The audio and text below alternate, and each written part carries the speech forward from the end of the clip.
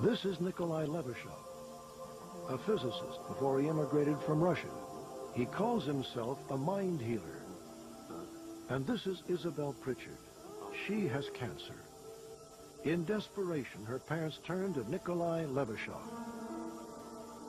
Would you entrust your life or the life of your child to this man? Some say he looks more like a magician than a doctor. He says that by moving his hands over people, he can transform damaged cells into healthy ones. And he claims to have cured hundreds of patients.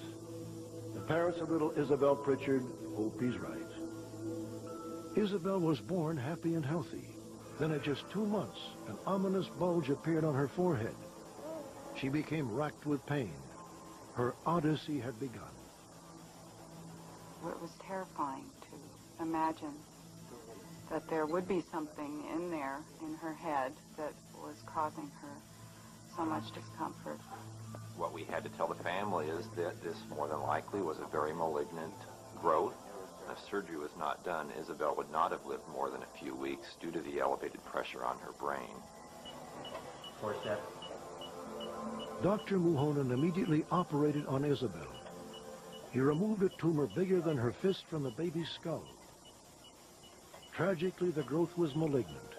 There was no way to stop it from recurring. I was not in any way prepared to hear that it was malignant and that there was no cure. We were looking at having it at the outside a year with her. Twice more, Isabel's parents had to take her back for surgery, and each time the tumor reappeared. Finally, the Pritchards said enough. They decided to let nature take its course. I remember one day my 2-year-old saying to me, "Isabel, is she going to die?" And I said, "Probably." And she said, "Well, we just need a genie." Through her sister in San Francisco, Megan heard about Nikolai Levashov. He is rumored to have healed hundreds of people who suffered a variety of ailments. While he may charge as much as $300 per 15-minute session, he sometimes adjusts his fee according to his patient's financial situation. We can start. With Isabel near death, Megan hoped he would be their genie. After her first 15-minute visit to the healer, Isabel vomited and had diarrhea for a full day.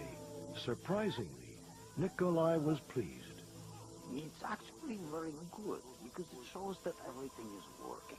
I needed to use the kidneys to get to the blood so the toxins were removed from her system.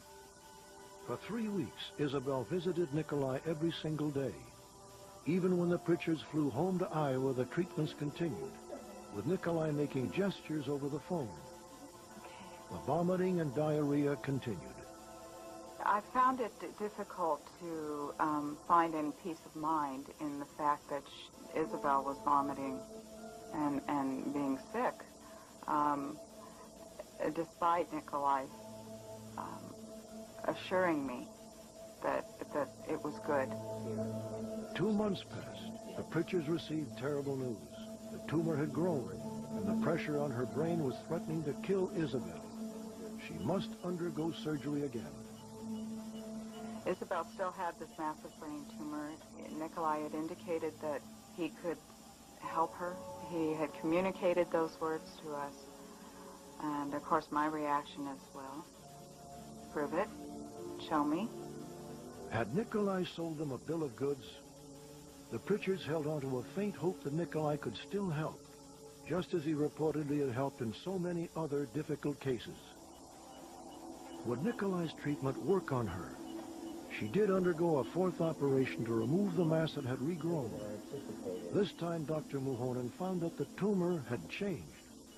What we found inside the tumor was distinctly different from what we found at the time of the first 3 operations.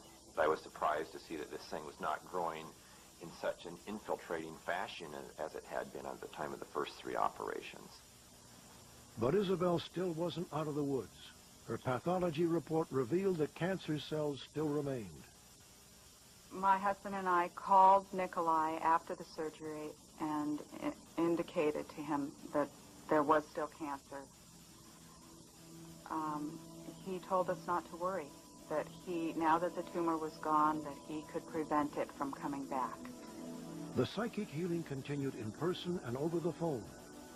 3 months after surgery, Isabel had another CAT scan. Remarkably, it showed for the first time her tumor had not grown back. We, broke down. I think all three of us, in amazement and awe and joy and elation, and it was just an unbelievable moment. I cannot tell you what ultimately gave this child her cure, at least her cure to this date. Perhaps it was a combination of surgery coupled with the fact that she got treatment from the Russian physicist. I don't think we'll ever know the answer. Isabel is now an active 5-year-old who recently started kindergarten. There is no doubt in my husband's and my mind that Nikolai played a radical role in her recovery. He was the only ingredient that we added to an unsuccessful approach. So what was it that cured Isabel Pritchard? Is there some power that can't be explained by science? Or was it just coincidence?